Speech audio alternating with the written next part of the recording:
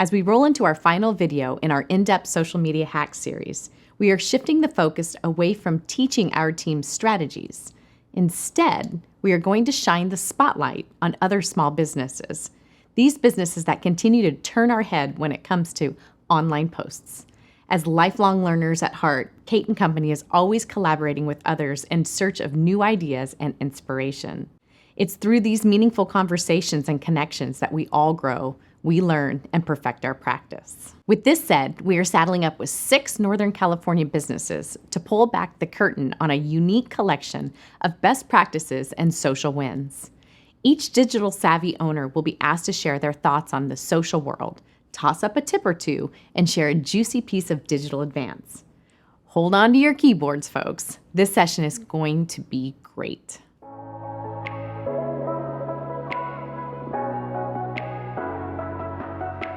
I'm really excited to be here at Mosley Family Cellars today to really shine a light on some of their healthy social media habits. One of the things that really caught our eye was Mosley's ability to tag people in their posts. And it's sort of a neat watch from the outside perspective because there's a sort of a 2-part tagging strategy. I don't know if it's a strategy, but it works, system that's happening. So you have the Mosley family who's really involved in the community tagging their own wine. And then you also have the actual tasting room or the winemakers tagging either local wineries or other influential people within the community. So I'm here with Ashley. She's the winemaker, but also the social media coordinator for the family business. Mosley Family Cellars has most recently caught my eye with 3 things that I think that they've done really, really well. So the first is this whole local supporting local thing.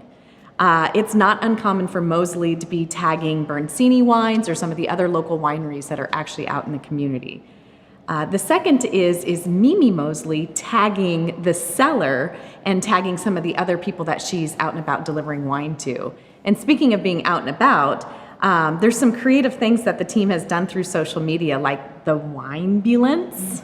Like if you're in an emergency and you need wine, they'll actually bring the wine out to you and deliver it to you. There's also been some other fun things like the Ding Dong DoorDash type thing. But I've really, really appreciated seeing the posts that are just tagging all sorts of different people in the community.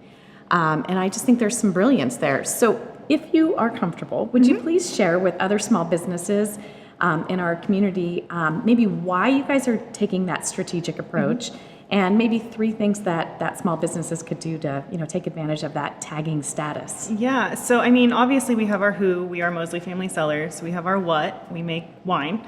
But our why is our community. Mimi and Marty Mosley are huge into supporting local, supporting small businesses, and they love this community of Redding. So their whole goal is to support other businesses doing their thing and support people who are really going above and beyond for our community and making sure to give back to those. So we actually had an anonymous donator who donated several cases of wine to be delivered to influential people who make a difference in our community. And so Mimi got to decide who those people were, and she drove around and delivered to them. She just had them kind of talk a little bit about who they are and what they do. And then we obviously shared it on our posts on our Facebook page and Instagram. And the cool thing about it is that now you get to see who these people are behind the scenes who are making a difference, as well as they get something, they get a reward for kind of being, just doing what they do and being who they are. So it's a really awesome experience for everyone. So we get to shed some light on some really altruistic people while also shedding some light on our product. So it's a win-win for everyone.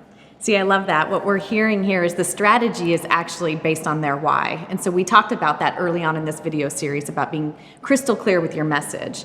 And so there's no doubt that Mosley Family Cellars knows why they're here. And so really the strategy isn't necessarily tagging, although that's what we saw kind of from the surface, but it's really about being involved in the community, giving back, and really, paying honor to those people that are just doing really great things.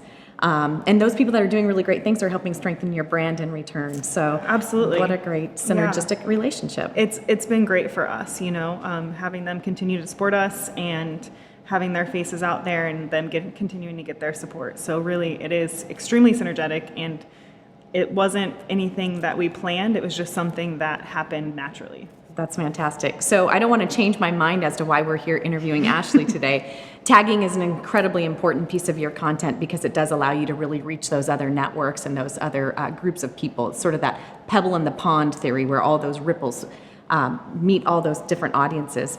But really the strategy here that Moseley Family Cellars has is really focusing on their core message and always doing things for their community. Ashley, are there any other things that you'd like to share in terms of social media tips with other small businesses? Yeah, I mean, if you take the wine Beelance and the Ding Dong or the DoorDash ditch or whatever I called it.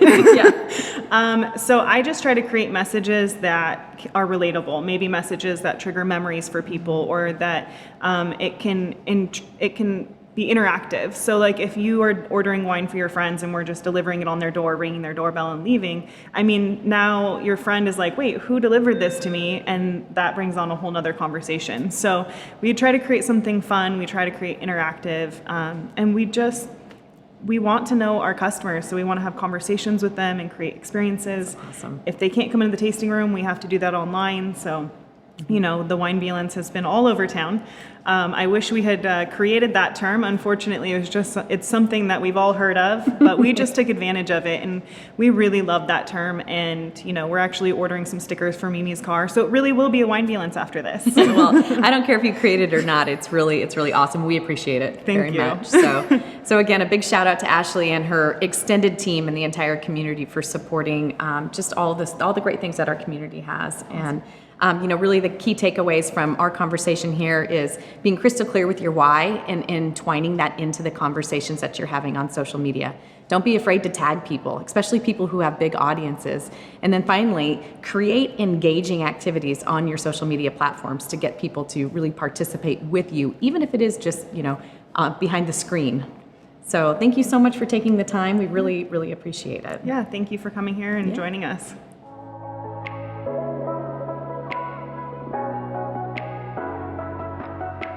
Hi, I'm here with Kyle from Anderson River CrossFit, and we were immediately drawn to Kyle's ability to create Instagram content. Remember last week when we talked about creating content for specific social media platforms? We wanted to highlight not only Kyle's ability to create video content, but also how he knows his audience is on Instagram. So Kyle, would you please share with us a couple of tips that you have for other small businesses that might be looking to create, specifically Instagram video content or just video in general? I think definitely be genuine. When you create genuine content, you have content that's going to be authentic coming back to you. So the people coming in your doors will now be people you want and are more willing to stay because what you showed them was the authentic side of you and it was genuine. Yeah, I noticed that with Kyle's videos that, as he creates the video, there's different people in his classes, right? There's the people that are, really super committed to CrossFit, but there's also people that are, recommitting to health or really just kind of looking for a new habit. So tell us about, what you do to actually capture that video. Yeah, most of our people are trying to recapture that new habit of fitness and providing something that is going to help them in the right direction towards their health. So what I try to do is capture everybody. So you can see whether it's somebody who's been doing CrossFit for a while or it's a mom of 4 who just recently signed up. That way, when you look at our content, you can see it's raw and you can relate to somebody in the classroom. All right, so tell everybody about equipment. Let's talk about that. What are the 3 things that you recommend a small business must have in order to create good video?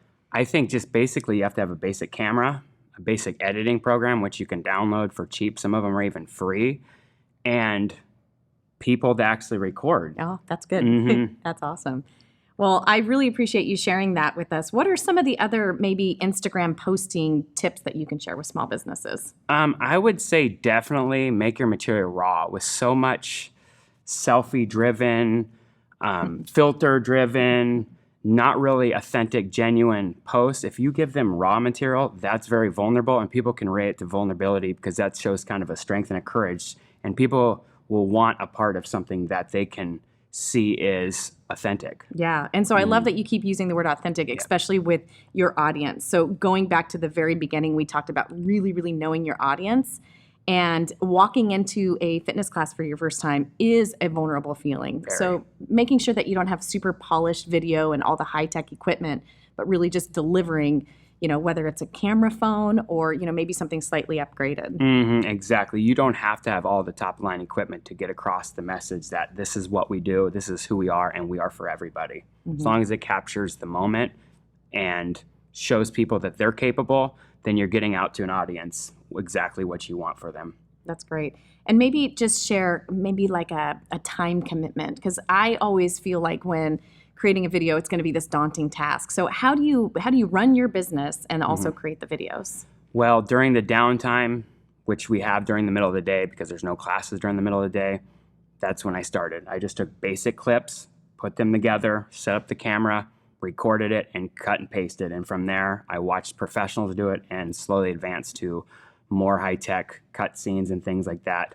But it seems like the further we get away from the advanced, the less people can actually relate to the video. So it seems like it's kind of counterintuitive to make super professional videos, because then it looks like we're above and beyond what we actually are, and it's not really raw and authentic then. That's great. So be sure to go to Anderson River CrossFit and follow their Instagram page, or like, follow, share, do all those things that you're supposed to do. But really, as small businesses, one of the best ways we can learn is from other people. So be sure to follow Kyle's work, and thank you. Thank you.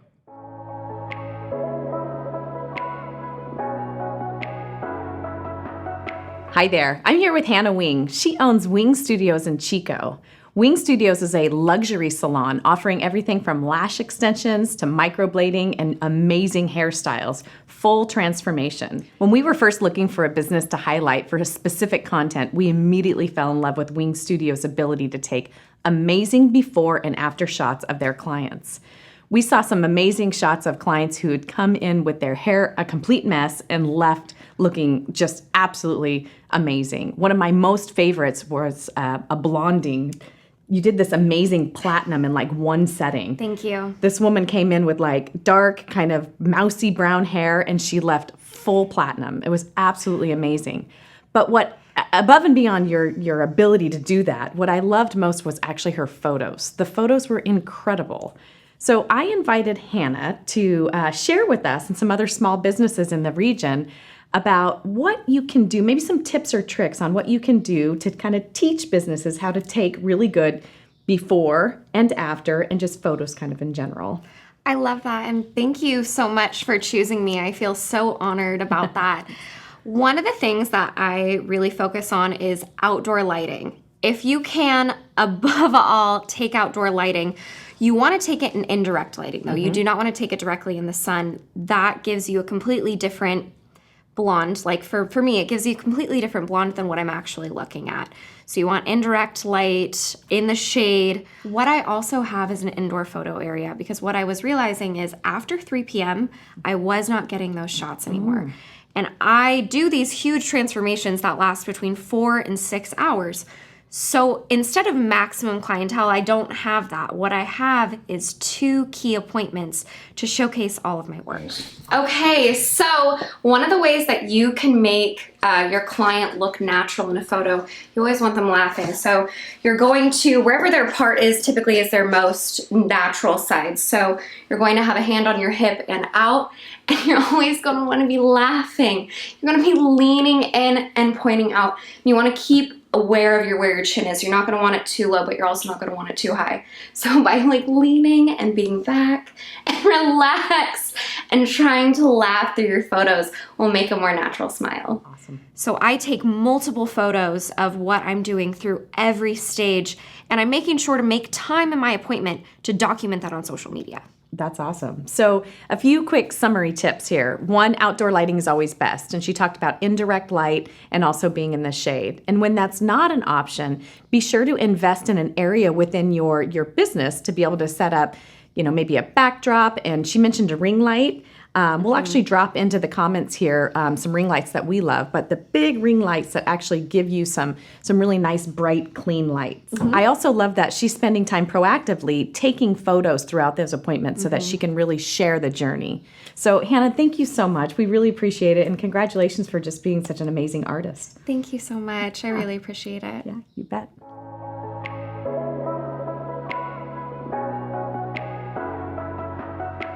Hi there, I'm here with Ruby and also with Yvonne, and we're at the headquarters for Oliveira's Honeybees. They also have Chico Honey Company and The Hive Kitchen and Bar. And actually today we're going to focus on the social media content produced by Ruby and Yvonne, specifically for The Hive Kitchen and Bar.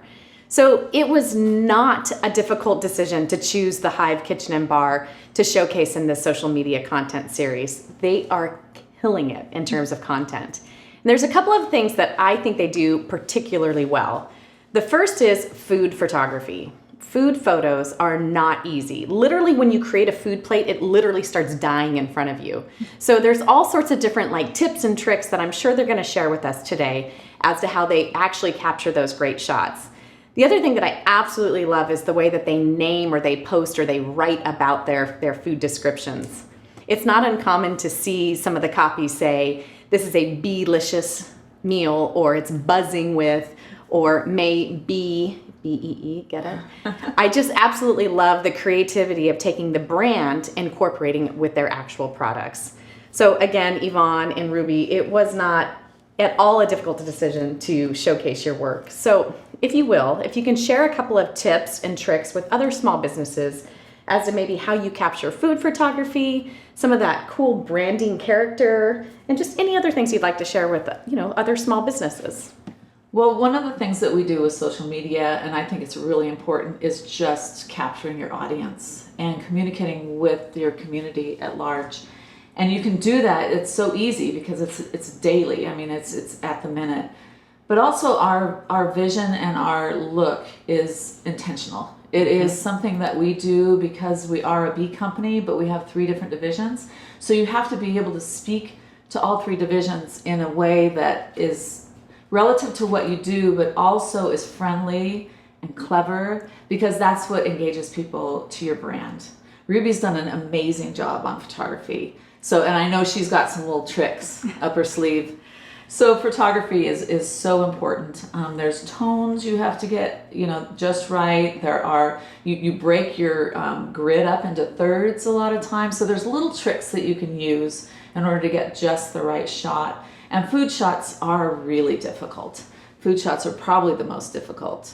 I like the way you say romanticizing the food, because really that's what you're doing. Yeah. You're playing with it. You're making it, really highlight that cheese that's oozing out, or anything with honey is always a lot of fun to shoot because that's what we do. And the color and the drip and all of that is really important. In fact, we're getting ready to launch ice cream. And so with that, I think you're going to see a lot of that kind of dripping honey look. I feel social media is actually in real time, so you have the ability to pivot, and especially in these times when there's crazy things happening in the world, you're able to actually inform people even before anything else happens, because they're always on their social media.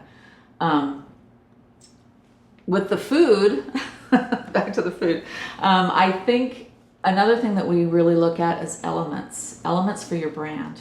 Ours are actually wood, iron, and marble. So you want to make sure that's consistent throughout the photography, because that builds your grid. And maybe we have one little bit of yellow in there at times. And again, that builds the grid on your social media platform. Awesome.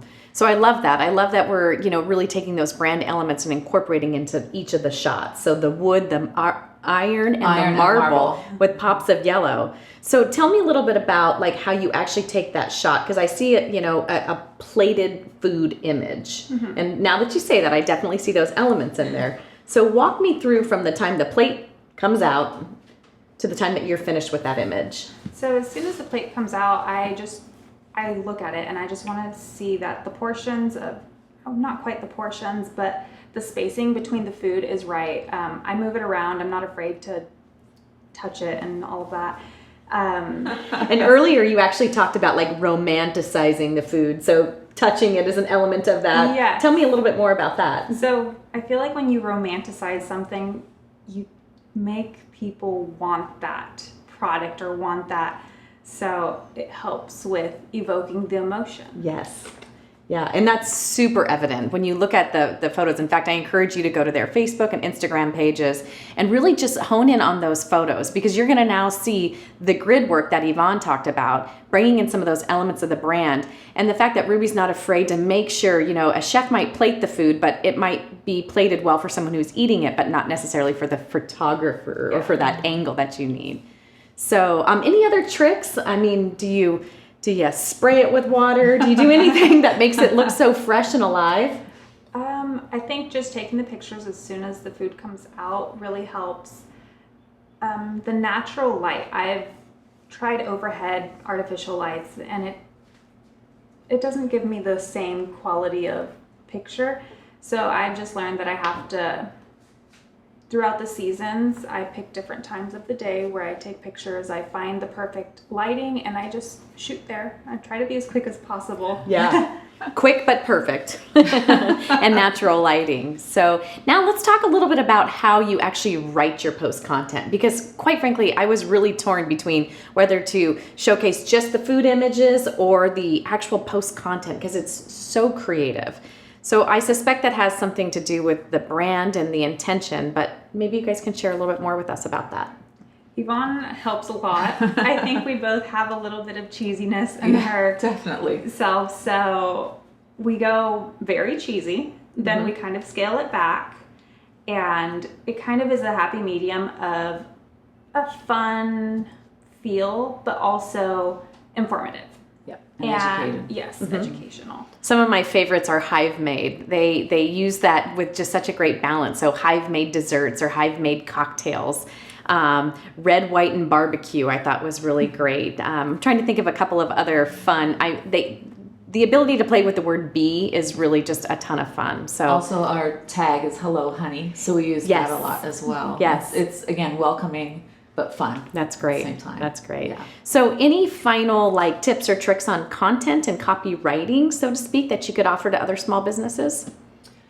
I think your timing throughout the day, you have to kind of engage with that. If it's a breakfast meal or if it's lunch or dinner, cocktails as well. You just have to kind of play into that time. A lot of the names of the cocktails are actually very clever and fun to play with. Also, I think just leaving them with a call to action, something like "come in today" or "come get your breakfast burrito now." That kind of thing I think is really, really important as well. Yeah, that's great. So really taking the brand characteristics and playing with those in the actual writing. I love it. I love the welcoming. I also have to just applaud your just whatever your habits are. I don't really know what they are, but they're really, really good. So thanks for sharing all this information with us and with the other small businesses.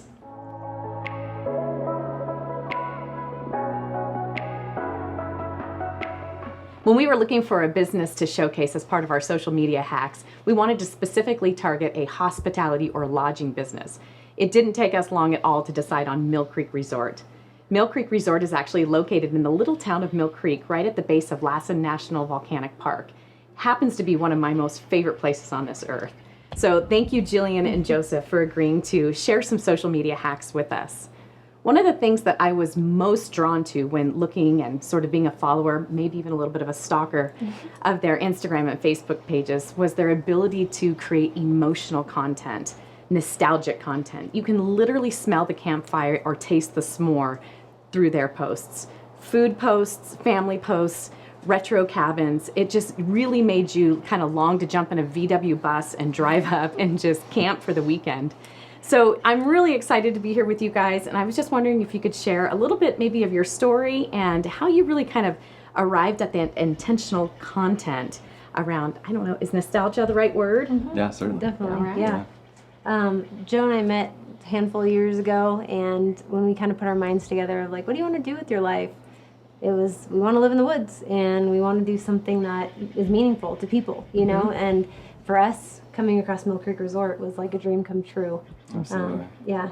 Yeah, and some of that content that you talk about, for us, it's about kind of being true to ourselves and authentic in the sense that we love what we do here, and so our ability to share it with others is just, flows very freely. So that's been one of the key themes that we've heard from the business owners that we've been spotlighting is be real, be yourself, be authentic. curated content is one thing, and maybe having a strategic plan is great, but always being true and being real. Why don't you share maybe some tips or advice that you would have for business owners that are in transition? Maybe they've recently acquired a business, or they're maybe trying to move their brand from, say one area to another area. Just kind of transition being the key word there. I'll kind of start that one out. I think one of the things that we do is really try and know our customers, know our audience, who it is that we're looking to target and to talk to, and in that we want to create really a platform that shares with them who they are and what they really enjoy and like. And like you had talked about, being able to smell the campfire and things like that. Everybody loves that. So for the people that maybe aren't too familiar with camping or haven't really had that kind of experience in their own lives, we like to create a platform and an environment that brings them to that. And we have, across our whole board, the cabin rentals that they can begin with, and then maybe move on into the camping, full in a tent on the ground. So. All right. So making sure that you're relating with, first knowing who your audience is, and then relating specifically with that audience. Absolutely. And we actually talked about that early on, being crystal clear with who your audience is. It doesn't always have to be one audience, but at least knowing who your primary, maybe secondary audience is, and making sure that you're creating that connection. How about for you? Honestly, like you said, being genuine. I mean, for us, it's like when I kind of stalk Instagram accounts, it's usually because I really relate to the people, or I'm really intrigued what they're doing, or they're inspiring to me.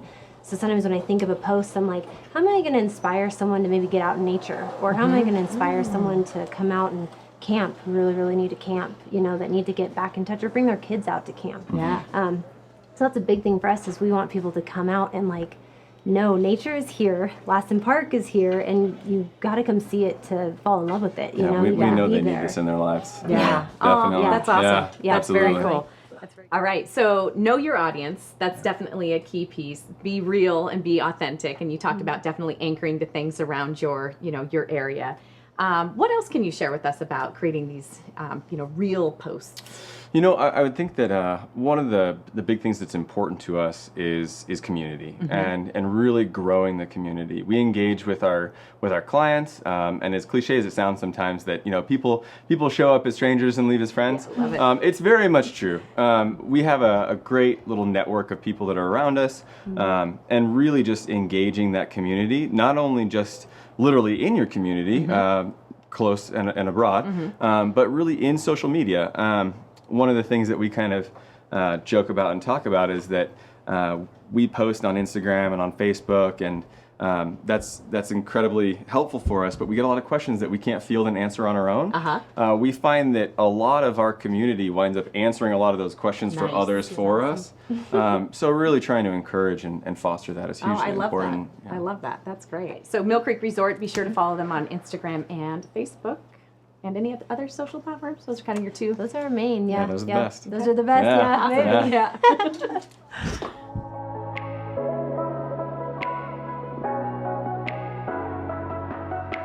When searching for a small business who does live video really well, it was not difficult for us to look directly to Soph.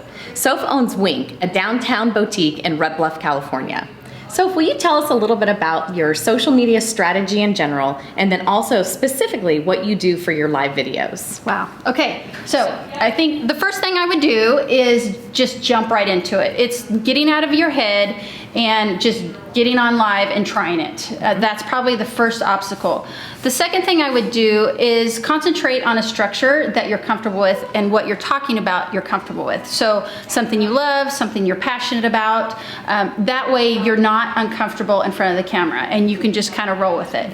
And third, give it time to translate. It's going to take a couple times, probably 4 or 5 times on Facebook Live for your customers, for your clients to get the feeling of what you're doing and what you're promoting and what you're talking about.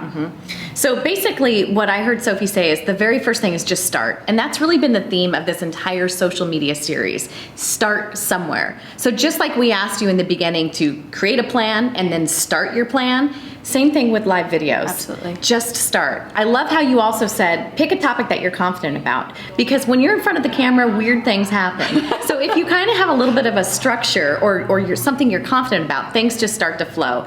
And then third, allow the actual content tool to work. So she said translate, but what I'm actually hearing you say is that it takes our follower base a little bit of time to really understand what you're doing. And keep in mind that you're doing it to deliver the live video, but you're also doing it to really help all of the other social media work that you're doing as part of your strategy. So thanks for sharing the structure of like how you actually plan and execute a live video, but why don't you share the actual equipment that you're using? Because you're on Facebook and Instagram, so share with us a little bit. So it's a little janky on how we do it, but minimal cost and little effort, right? So I just have a simple tripod, and you can tell this is the back of my phone. It's Velcro.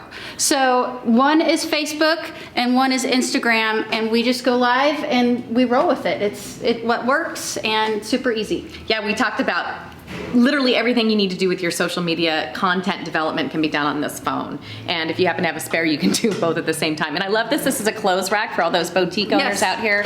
Soph actually shared that this was in her junk drawer. So I think the point is just do it. And you can evolve over time. If you need more professional equipment, then that's something that you can do. Yeah. So kind of in closing, any other tips you want to share? I think the biggest thing with social media is just listening to your customers. And I know that's kind of business philosophy 101, but if you're able to listen, they're going to tell you what they want and what they need. Awesome. That's great. Yeah. That's great. And you know what? Live is actually a great mechanism to do that because there is an encouragement of interaction. Yeah. So, well, thank you so much for your thanks for having commitment to me. social media. Yeah. You know, again, please use her as a model. Like and follow and all the things for Wink, W-I-N-K. Thank you. Thanks.